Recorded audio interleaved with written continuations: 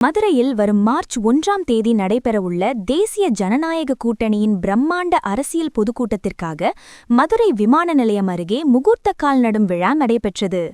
பிரதமர் நரேந்திர மோடி பங்கேற்கும் இந்த நிகழ்ச்சிக்கான பணிகளை பாஜக மாநில தலைவர் நயனார் நாகேந்திரன் மற்றும் அதிமுக முன்னாள் அமைச்சர்கள் தொடங்கி வைத்தனர். பின்னர் செய்தியாளர்களிடம் பேசிய நயனார் நாகேந்திரன், இந்த கூட்டம் ஒரு பொதுக்கூட்டம் அல்ல, ஆட்சி மாற்றத்திற்கான மாநாடு என தெரிவித்தார்.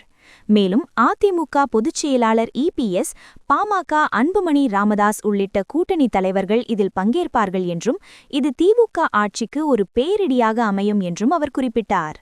திமுக அரசை கடுமையாக விமர்சித்த அவர், தேர்தல் வாக்குறுதிகளில் 70 மட்டுமே நிறைவேற்றப்பட்டுள்ளன, தமிழகத்தில் சட்ட ஒழுங்கு சீர்குலைந்து கஞ்சா புழக்கம் அதிகரித்துள்ளது என குற்றம் சாட்டினார். மேலும் கோடைக்கால விடுமுறைக்காக கூடுதல் நிதி வழங்குவது போன்ற அறிவிப்புகள் மக்கள் வெறுப்பை சமாளிக்க முதல்வர் செய்யும் நாடகம் என்றும் அவர் சாடினார். தேமுதிக கூட்டணியில் இணைவது குறித்து மார்ச் 1ஆம் தேதி தெரியவரும் என கூறினார்.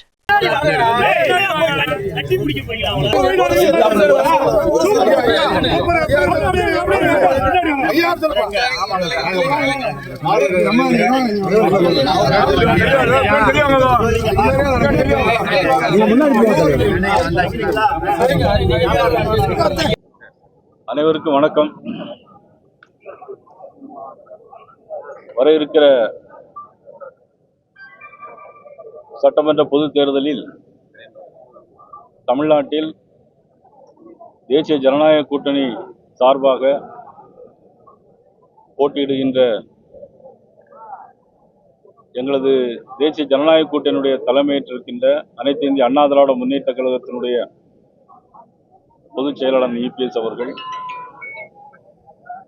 மற்றும் அகில இந்திய நமது பாரத பிரதமர் நரேந்திர மோடி அவர்கள்,